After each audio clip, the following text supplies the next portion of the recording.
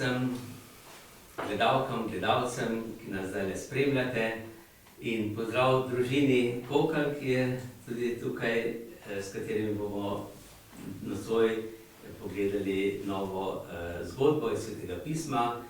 In še enkrat predstavim očeta Marcela, mamo Jano, potem pa najstarejšega Jakoba, Julijo, pa Meto, Marto in najmlajši sta Jacinta in Mojca. Tako, kot običajno, predno začnemo brati Sveto pismo, bomo tudi zdajle zmolili kesanje, pa Oče naš in Zdravo Marijo in slava Očetu. V imenu Očeta in Sina in Svetega Duha. Amen. Moj Bog, žal mi je, da sem grešil, in žalim tebe, ki si moj najboljši oče. Trdno sklenem, da se bom poboljšal, pomagaj mi s svojo milostjo. Amen. Oče naš, ki si v nebesih, posvečeno bodi tvoje ime, pridi k nam tvoje kraljestvo, zgodi se tvoja volja, kakor v nebesih, tako na zemlji. Daj nam danes naš vsakdanji kruh in odpusti nam naše dolge, kakor tudi mi odpuščamo svojim dolžnikom, in ne vpelji nas v skušnjavo, temveč reši nas hudega. Zdrava Marija, milosti polna, Gospod je s teboj, blagoslovljena si med ženami in blagoslovljen je sad tvojega telesa, Jezus. Sveta Marija, Mati Božja, prosi za nas grešnike, zdaj in ob naši smrtni uri. Amen. Slava Očetu in Sinu in Svetemu Duhu, kakor je bilo v začetku, tako zdaj in vselej in vekomaj. Amen. V imenu Očeta in Sina in Svetega Duha. Amen. No, začeli smo s novo zavezo in spremljamo Jezusa in ob Jezusu še nekatere druge pomembne osebnosti. Danes bomo malo bolj spoznali Janeza Krstnika in bomo najprej prisluhnili zgodbi iz Svetega pisma, kdo je pravzaprav Janez Krstnik. Spokojite se. Leta so minevale, Janez, sin Zaharije in Elizabete, ter Jezus, Marijin sin, sta odrastla. Čeprav sta bila njuni materi v sorodu, sta bila zelo različna. Janez je zapustil dom in živel na prostem v žgoči puščavi blizu reke Jordan. Želel je biti sam, da bi odkril, kaj Bog namerava z njim. Bil je preprost, odkrit mož, ki je bil tudi po načinu oblačenja podoben Eliji. Nosil je obleko iz kamelje dlake in usnjen pas okoli ledi. Hranil se je z medom divjih čebel in s kobilicami. Bog mu je razodel sporočilo, da ga je oznanjal, in kmalu so se k njemu začele zgrinjati množice, da bi slišale njegovo oznanilo. Dobro poslušajte, je grmel. Približalo se je Božje kraljestvo. Poskrbite, da boste nanj pripravljeni. Spravite se z Bogom. Zakaj ne, so se spraševali ljudje. Božje izvoljeno ljudstvo smo, z nami je Bog prav gotovo zadovoljen. Ne zanašajte se na to, in mi jih je svaril Janez. Ni dovolj samo pripadnost judovskemu narodu. Pred Bogom morate obžalovati svoja zla dejanja in zaživeti življenje, ki mu bo po volji. Mnogi so spoznali, da jim po njegovih besedah nagovarja jih Bog. Iskreno so obžalovali, da so prelamljali Božje zapovedi. Zahrepeneli so po spravi z Bogom. Janez jih je s potapljanjem v Jordanu krstil. To je bilo vse znamenje, da jim je Bog odpustil grehe in jim dal možnost, da začnejo novo življenje. Spremenite zdaj svoje življenje, jih je spodbujal Janez. Ne bodite lakomni in skopi. Če ima kdo več hrane ali obleke, kot jo potrebuje, naj deli ubogim. Ne zalagajte svojega položaja in službe. Dobro in brez godrnanja opravljajte svoje delo. To je Božja volja. No, tako je torej Janez Krstnik pripravljal pot odrešeniku, Mesiju. No in to je bilo recimo 17 let po tistem, ko je bil Jezus v templju kot 12-leten in Jezus se je vrnil v Nazaret in je živel v Nazaretu. Janez Krstnik je pa kmalu, potem ko je bil že takole samostojen, šel kam? V puščavo. No, ni bil tako daleč globoko v puščavi, ampak blizu reke Jordan in je tam živel in kaj je jedel? Kobilice, divji med divjih čebel, ne? In take preproste stvari, majhne korenince, kakšnih rastlinc in to, kar je tam pač raslo. No in tako je kar dolgo časa živel v samoti in se je pripravljal na posebno poslanstvo, da bi oznanil oziroma pripravil pot odrešeniku. Bog ga je poklical za preroka. On sicer še ni vedel tega, ampak potem pozneje je pa videl, ko ga je Sveti Duh navdihnil, ko je začel ljudem govoriti, kje pa je oznanil, a je šel on kaj v Jeruzalem, v tempelj? Ne. Ali v kakšno sinagogo? Tudi ne. Kako je pa prišel do ljudi? Ja, oni so prišli k njemu. Ljudje so prišli k njemu, ja, ljudje so prišli, so rekli, so gledali tega čudnega moža tam z brado, dolge lase, je tako skromno in tako so rekli, to pa je nekaj, ne. Potem, ko je pa začel govoriti, potem so mu pa prisluhnili. In to ne samo preprosti ljudje, tudi farizeji, pismovki so prišli zato, ker so slišali, da je tam en prerok. Pa so rekli, kako, kdo pa je to? Odkot se je pa vzel prerok? Se ni nobeno šolo hodil, nič, noben ga ne pozna. No in so potem videli, kdo je Janez Krstnik in ko so spraševali, a si ti Elija, si ti prerok? Je rekel, ne. Eni so mislili, da je on Mesija, da je že on ta odrešenik. So ga vprašali, si ti Mesija? Je rekel, ne, kje pa, še odvezati mu nisem vreden njegovih sandal. Ja, kdo pa si?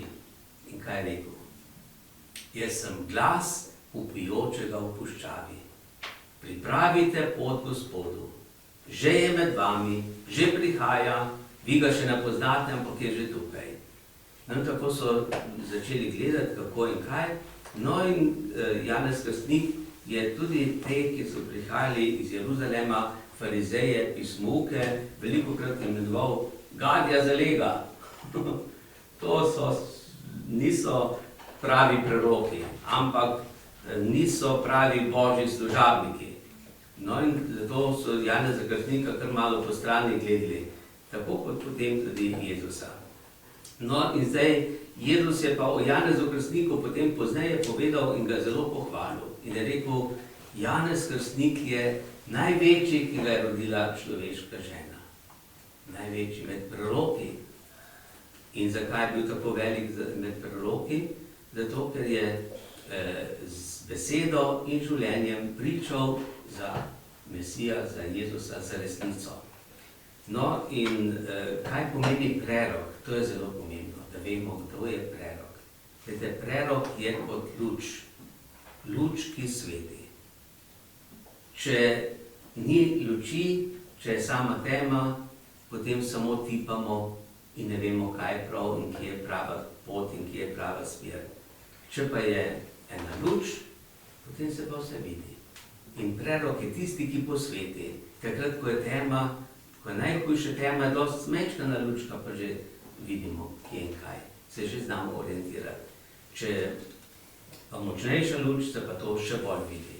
No, tako imamo v Svetem pismu zelo pomembne stvari zapisane o prerokih.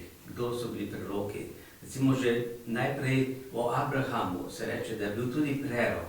Čeprav je očak, ampak je bil prerok, ker je imel eno posebno poslanstvo in je spoznal, kdo je Bog. Torej, poslanci so bili tudi pozneje, Mojzes, David, mnogi preroki, ki jih poznamo, veliki preroki, Izaija, Jeremija, Ezekijel, Elija in tako naprej. Eni so preroke imenovali, da so to vidci ali vizionarji, ampak prerok je pravzaprav Božji človek. Tisti, ki govori v Božjem imenu. So bili tudi drugi preroki, krivi preroki, lažni preroki, ki so imeli poklic prerokov, so dobili plačilo za to, ampak so govorili brez Božjega navdiha. Ni Bog po njih govoril. Oni so govorili nekaj iz svojega ali pa celo od hudobnega duha. No, zato prave preroke vedno vodi Sveti Duh. In tako je tudi Janeza Krstnika vodil Sveti Duh. No in imamo preroke, ki so zelo pomembne stvari naredili. Poleg prerokov so v vsakem narodu, ljudstvu pomembni še duhovniki in kralji. Kralj, prerok, duhovnik. Glede, mi smo vsi pri krstu postali bili naziljeni za kralje, proroke in duhovnike. Zato v Novi zavezi ni več pravih prorokov, takih kot so bili v Stari zavezi, ampak smo vsi proroki. Vsi, ker vsi lahko spoznamo Boga, slišimo Boga in tudi lahko oznanjamo drugim, kaj nam Bog govori. No, zato je to tudi važno, da vemo, kaj pomeni biti prerok. Torej, prva stvar je, preroka pokliče kdo? Bog. Tako kot je Janeza Krstnika poklical, kot je poklical Elija, Jeremija ali druge proroke, tako je tudi Bog nas poklical v cerkev. Mi smo poklicani. Nas je poklical največ preko staršev, ali pa včasih preko prijateljev, včasih tudi preko kakšne knjige ali kakšnega drugega takega dogodka, včasih tudi preko bolezni, trpljenja in tako naprej, se nekdo začne spraševati in se zanima, kdo je ta Bog in kakšen smisel ima naše življenje. Zato torej, prerok oznanja z besedo in z življenjem. Pravi, oznanjamo lahko vedno to, kar Bog hoče sporočiti, lahko povemo z besedo, lahko pa pokažemo življenjem, da živimo. Janez Krstnik je živel tako preprosto v puščavi in je s tem vzbudil pozornost. Rekli, kdo pa je to? Kaj pa on dela tukaj? In je potem povedal. Tako ste danes tudi starši preroki, ko pokažete svojim otrokom, gledajte, Bog daje življenje in mi sprejemamo življenje. In smo veseli življenja. Eni pa se bojijo življenja, pa nočejo otrok, pa tako naprej. No, prerok tudi pove, če pridejo preizkušnje, če pride kakšno trpljenje, takrat razloži, zakaj je prišlo trpljenje.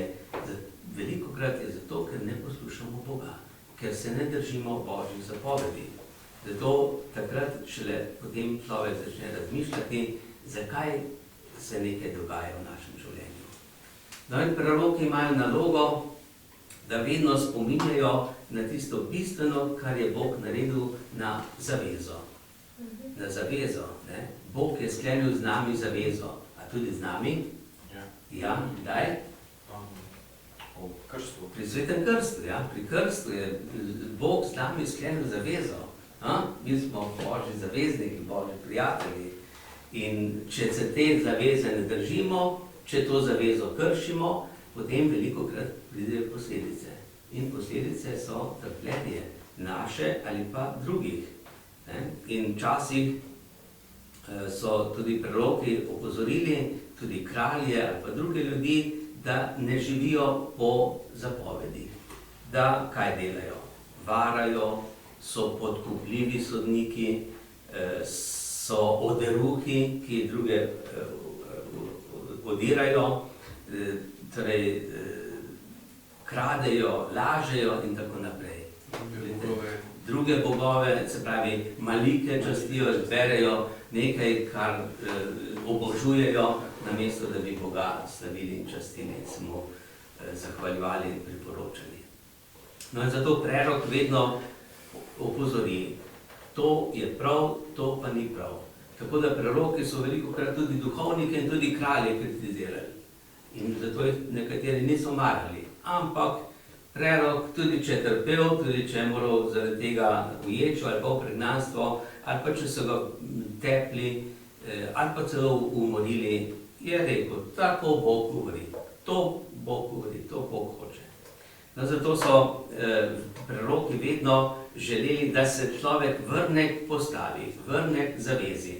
Ne, da se vrnemo v pretekle čase, da rečemo, včasih je bilo pa tako lepo. Ne, mi živimo danes, ampak je važno, da živimo tako, kot nam je Bog dal svoje zapovedi. In v Novi zavezi je dal Jezus povzel vse zapovedi, eno samo zapoved ljubezni do Boga in do bližnjega. Ne? In če mi pozabimo na to ljubezen, če ne živimo tega, potem nas preroki spomnijo. Ne? Dajmo se vrniti k temu. Ne k tistim oblekam, ki so jih nosile babice, pa detki, pa tako naprej, pa k tistim navadam, ki so jih imeli včasih. Ne, važno je, da danes ljubimo svoje bližnje, ne? In tako pokažemo tudi ljubezen do Boga. No in pomembno je tudi bogoslužje. Glede, bogoslužje. Preroki so vedno opozarjali, Boga je treba častiti. Ga častimo lahko kje? V cerkvah, včasih so jih častili v templju, ne? Ja, v templju, danes pa v cerkvi. Pa ne samo v cerkvi. Doma, tako družina je, mala cerkev, ne? Prava cerkev, ja. Torej, varno je, da Boga častimo, pomeni, da molimo, da Božjo besedo poslušamo. Tako, potem daritev, včasih so v templju upravljali daritve, so Bogu darovali kaj? Živali, kadilo, razna hrano in tako naprej, in to so zažigali. Ampak mi pa danes upravljamo daritev, najsvetejšo daritev, ko gremo k sveti maši. Ne? In tam ne samo, da mi nekaj darujemo, tam Bog nam daruje. Ne? Mi mu damo malo kruha pa vina, Bog nam da Jezus svoje telo in svojo kri. Življenje, tako. No in zato je važno, da se tudi tega zavedamo. No, prerok tudi pove, če boste kršili zapovedi, čaka kazen. Za greh pride tudi kazen. Tako kot rja, ne? Rja, ki razjeda. In če ti hitro rjo odstraniš, bo dobro. Če pa pustiš, ti pa lahko ta rja vse požre. Ne? In tako moramo tudi mi se greha varovati in ga sproti se čistimo. Ne? No in potem ne bo hudih posledic. Če pa dolgo pustimo, potem se pa lahko posledice še povečajo. No in prerok ne napoveduje samo kazni, trpljenja in tako naprej, ampak obljublja tudi odrešenje. Napoveduje, sej bo Bog vas odrešil, Bog vam bo odpustil. No in to je tudi zelo pomembna naloga preroka, da pove za grehe, napake, ampak pove tudi, kje se da to pozdraviti in kako se to pozdravi. No in to se pozdravi, da se vrnemo k Bogu in da odpustimo in prosimo odpuščanja. No tako so preroki so bili potem tudi vedno, da so napovedovali prihodnost, kaj se bo zgodilo, napovedali so odrešenika, Janez Krstnik pa ne samo, da ga je napovedal, ampak je celo pokazal, ta je. No, o tem bomo pa govorili drugič, ko bomo se pogovarjali o Jezusovem krstu. Tako, zdaj bomo zaključili in sicer, kaj bomo zmolili, sveti angel in potem zapeljeno pesmico in dam še blagoslov. Sveti angel, varuh moj, bodi vedno ti z menoj, stoj mi noč in dan na strani, vsega hudega me brani. Prav prisrčno prosim te, varuj me in vodi me. Amen. Tako, zdaj pa Marta zaigra pesmico, potem bomo pa vsi zapeli.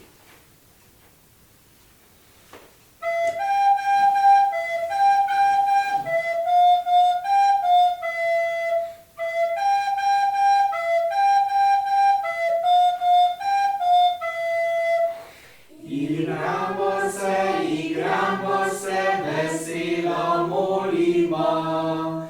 Igramo se, veselo molimo.